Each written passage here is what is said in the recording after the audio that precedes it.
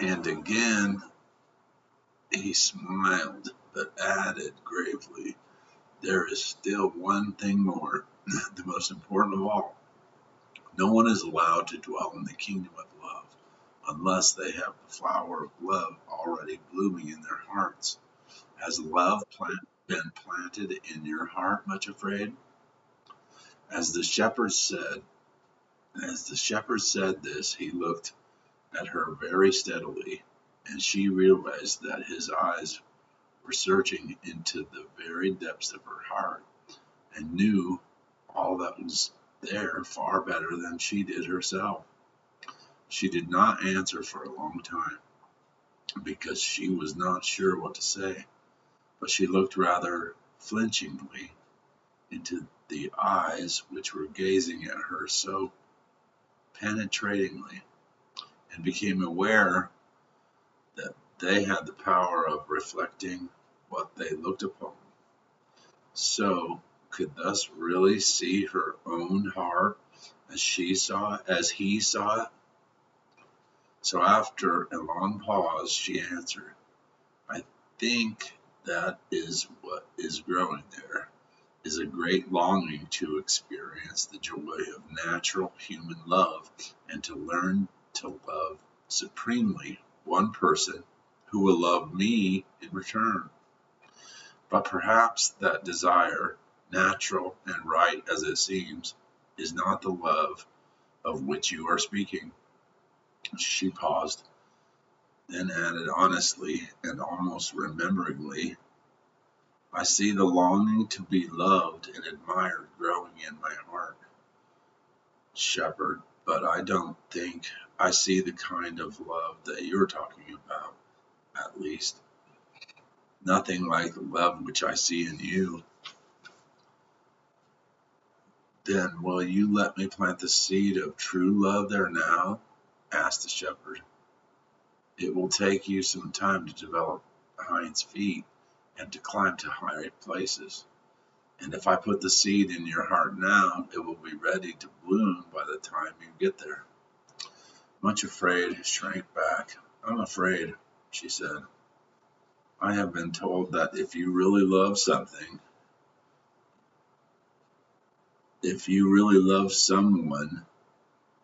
you give that loved one the power to hurt and pain you in a way nothing else can." "That is true," agreed the shepherd. "To love does mean to put yourself into the power of the loved one and to become very vulnerable to pain. And you are very much afraid of pain, are you not?" She nodded miserably and then said shamefacedly, "Yes, very much afraid of it." "But it is so happy to love," said the shepherd quietly. "It is happy to love even if you are not loved in return. There is pain too, certainly, but love does not think that very significant." Much afraid thought suddenly that he had the most patient eyes she had ever seen. At the same time, there was something in them that hurt her to the heart, though she could not have said why. But she still shrank back in fear and said, bringing the words out very quickly because somehow she was ashamed to say them, "I would never dare to love unless I were sure of being loved in return. If I let you plant the seed of love in my heart, will you give me the promise that I shall be loved in return? I couldn't bear it otherwise." The smile he turned on her then was the gentlest and kindest she had ever seen. Yet once again, and for the same indefinite reason as before, it cut her to the quick. "Yes," he said without hesitation, "I promise you, much afraid, that when the plant of love is ready to bloom in your heart, and when you're ready to change your name, then you will be loved in return." A thrill of joy went through her from head to foot. It seemed too wonderful to be believed. But the shepherd himself was making the promise. And one thing she was quite sure, he could not lie. "Please plant love in my heart now," she said, faintly. Poor little soul, she was still much afraid, even when promised the greatest thing in the world. The shepherd put his hand in his bosom, drew something forth, and laid it in the palm of his hand. Then he held his hand out toward much afraid. "Here is the seed of love," he said.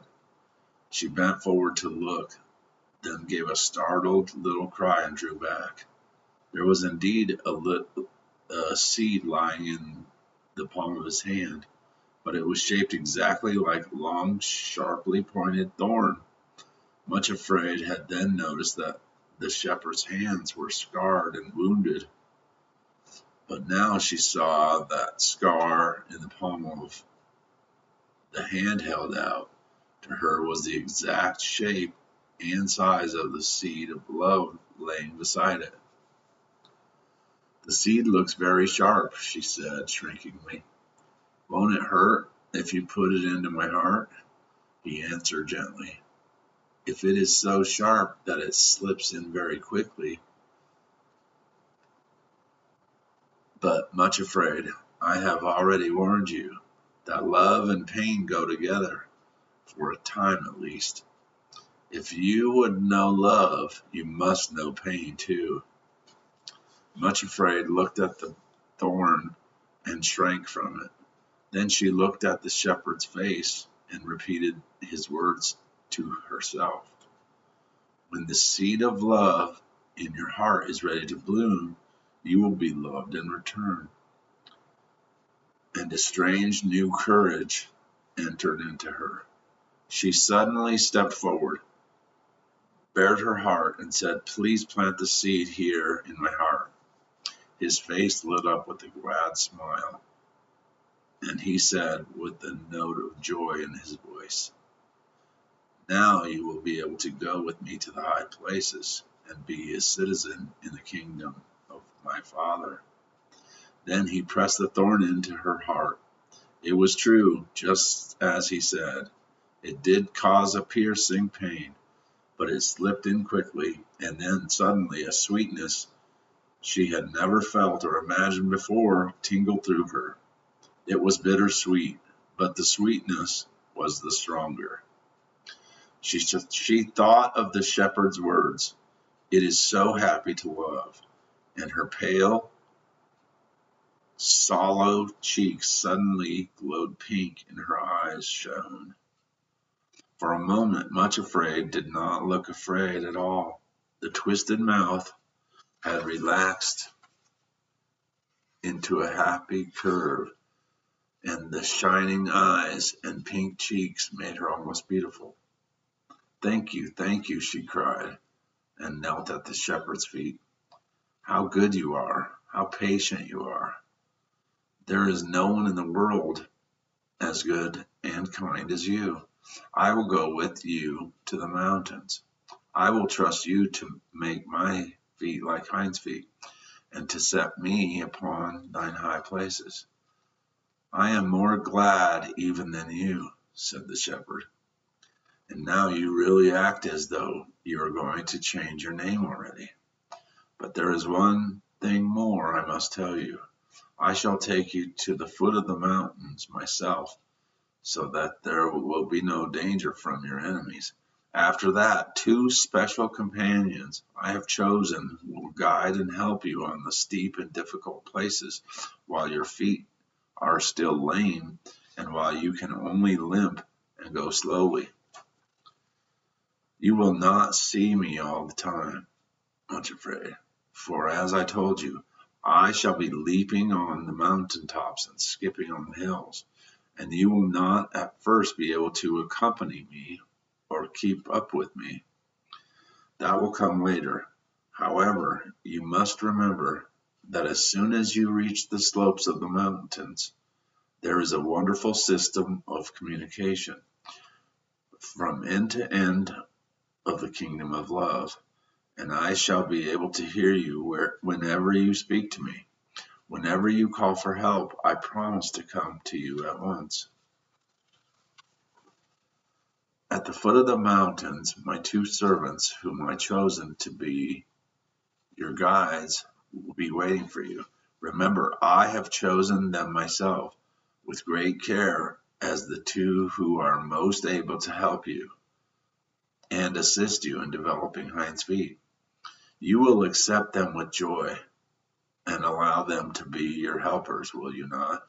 Oh, yes, she answered at once, smiling at him happily. Of course, I am quite certain that you know the best and that whatever you choose is right. Then she added joyfully, I feel as though I shall never be afraid again. He looked very kindly at the little shepherdess, who had just received the seed of love into her heart and was preparing to go with him to the high places, but also with full understanding that he knew her through and through in the intricate labyrinth of her lonely heart, better far than she knew herself. No one understood better than he that growing into the likeness of a new name is a long process. But he did not say this. He looked with certain tender pity and compassion at the glowing cheeks and shining eyes which had suddenly transformed the appearance of plain little Much Afraid. Then he said, Now you may go home and make your preparations for leaving. You are not to take anything with you. Only leave everything in order. Do not tell anyone about it. For a journey to the high places needs to be a secret matter.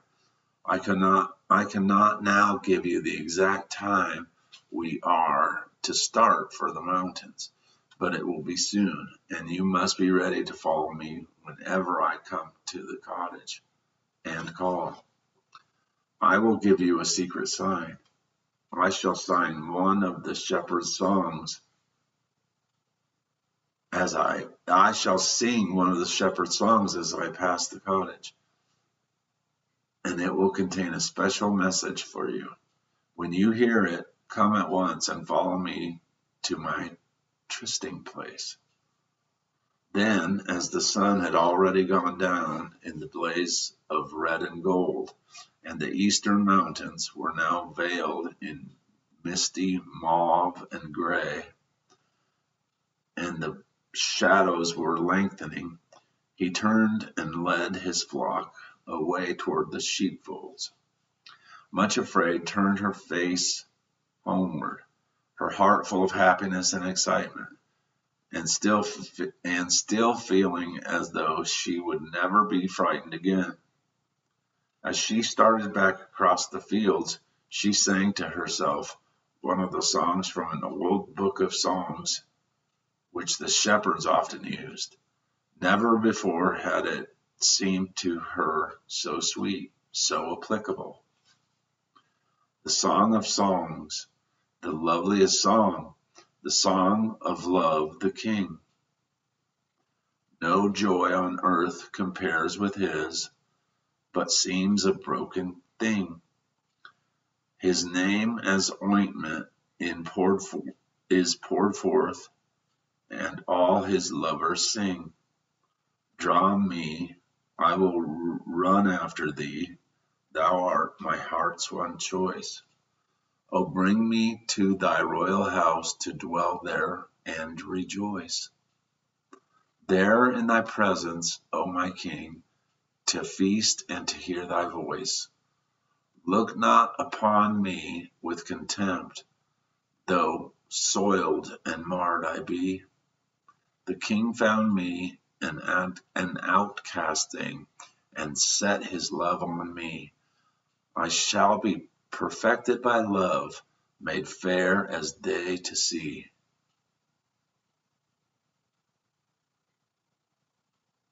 It says CANT woman 1 through 6. She walked singing across the first field, and was halfway over the next when suddenly she saw Craven Fear himself coming toward her. Poor Much Afraid, for a little while she had completely forgotten the existence of her dreadful relatives, and now here was the most dreaded and detested of them all slouching toward her. Her heart filled with a terrible panic.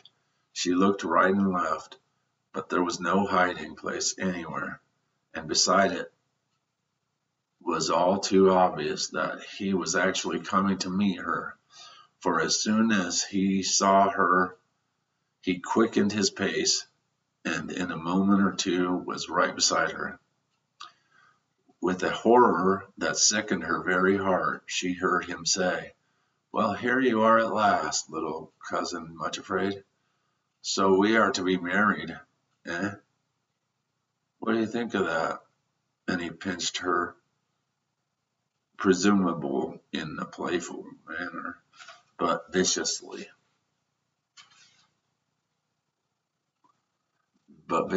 enough to make her gasp and bite her lips to keep back a cry of pain. She shrank away from him and shook with terror and loathing. Unfortunately, this was the worst thing she could have done, for it was always her obvious fear which encouraged him to continue tormenting her. If only she could have ignored him, he soon would have tired of teasing and of her company and would have wandered off to look for other prey. In all her life, however, Much Afraid had never been able to ignore fear. Now it was absolutely beyond her power to conceal the dread which she felt. Her white face and terrified eyes immediately had the effect of stimulating Craven's desire to bait her. Here she was alone and completely in his power. He caught hold of her, and poor Much Afraid uttered one frenzied cry of terror and pain. At that moment, Craven Fear loosed his grasp and cringed away. The shepherd had approached them unperceived and was standing beside them. One look at his stern face and flashing eyes, and the stout shepherd's cudgel grasp in his strong, uplifted hand was more than enough for the bully. Craven Fear slunk away like a whipped cur, actually running from the village instead of toward it. Not knowing where he was going, urged by one instinct alone to find a place of safety, Much Afraid burst into tears. Of course she ought to have known that Craven was a coward, and that if only she had lifted her voice and called for the shepherd, he would have fled at once. Now her dress was torn and disordered, and her arms bruised by the bully's grip. Yet that was the least part of her distress.